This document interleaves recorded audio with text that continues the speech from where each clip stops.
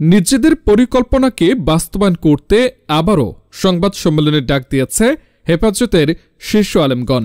জানা যায়, আসন্ন বিশ্ব ইজতেমাকে কেন্দ্র করে মাওলানা সাদ অনুসারীরা যেন ইজতেমা করতে না পারে, এই উদ্দেশ্যকে বাস্তবায়নের লক্ষ্যে এই আয়োজন করেছেন তারা।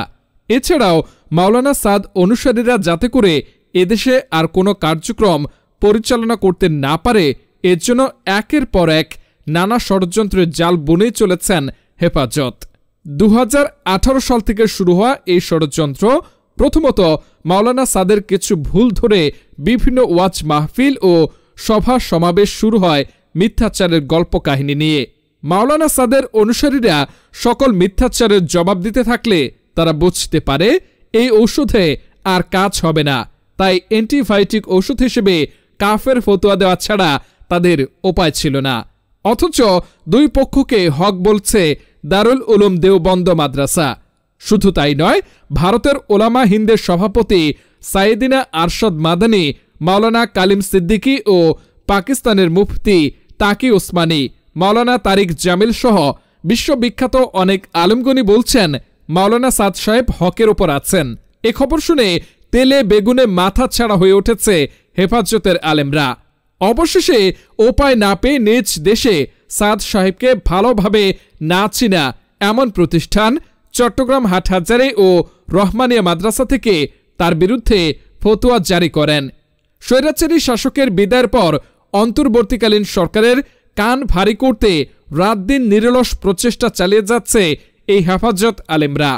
2024 সালে 18 ডিসেম্বর মাওলানা সাদের অনুসারীরা যেন জোর করতে না পারে, এর জন্য পেশি শক্তি খাটিয়ে বিভিন্নভাবে হত্যার হুমকি দিয়ে ষড়যন্ত্র করে মাঠে দ্বন্দ্ব লাগিয়ে দেয় জোবায়ের গ্রুপ। অথচ এর কিছুদিন আগেই টঙ্গীর মাঠে জোবায়ের গ্রুপ জোর করেছে। সংবিধান অনুযায়ী দেশের নাগরিকদের ধর্মীয় স্বাধীনতা ও রাষ্ট্রীয় মৌলিক অধিকার থাকা সত্ত্বেও মাওলানা সাদ অনুসারীরা 18 ডিসেম্বর জোর করতে পারেনি, বরং উল্টো ষড়যন্ত্রের শিকার হয়ে 3 জন হত্যার অপবাদে গ্রেপ্তার হয় মুফতি মুয়াজ বিন নূর ও শাইখুল হাদিস জিয়া বিন কাশিমি। হত্যাকাণ্ডের মূল হোতাদের প্রমাণ থাকলেও মুক্তি তো দূরের কথা, উল্টো রিমান্ডে দেয় মুয়াজ বিন নূরকে। নিজেদের লোক দিয়ে মানুষ হত্যা করে অন্যদের ওপর দোষ চাপিয়ে দেওয়ার রাজনীতি কওমি জননীর সন্তানদের একটি বৈশিষ্ট্য।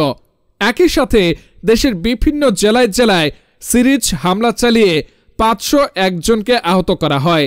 আওয়ামী লীগের আমলে আবিষ্কৃত হেফাজতের কারণে বিগত 7 বছর বৈষম্যের শিকার হয়ে কোনোবারই প্রথমে ইজতেমা করতে পারেনি মাওলানা সাদের গ্রুপ। অথচ এখন উল্টো আওয়ামী দোসর ও ইসরায়েলের দালাল বলে মিথ্যা বানিয়ে বিভিন্ন সভা সমাবেশ ও ওয়াজ মাহফিলের মঞ্চ উত্তেজিত করে সাধারণ মানুষের ব্রেন ওয়াশের কাজে নেমেছেন হুজুগে আলেম হেফাজতেরা। এরপরও থেমে নেই তারা। বাংলাদেশের যেসব আলেম মাওলানা সাদের পক্ষে আছেন তাদের সনদ বাতিলের বহুমুখী হুমকি দিয়ে যাচ্ছে এই গ্রুপটি। মাওলানা সাদের আলেমগণ যতই সমঝোতা চেয়েছে, হেফাজত ততই কূটনৈতিক চাল দিয়ে এড়িয়ে গিয়েছে। এমন আচরণ বিশ্ববাসীর কাছে মুসলমানদের সম্মানে চরম আঘাত নয় শুধু, বরং সন্ত্রাসী হিসেবে পরিচয় দিয়েছে বলে মন্তব্য করেন ধর্ম বিশেষজ্ঞরা।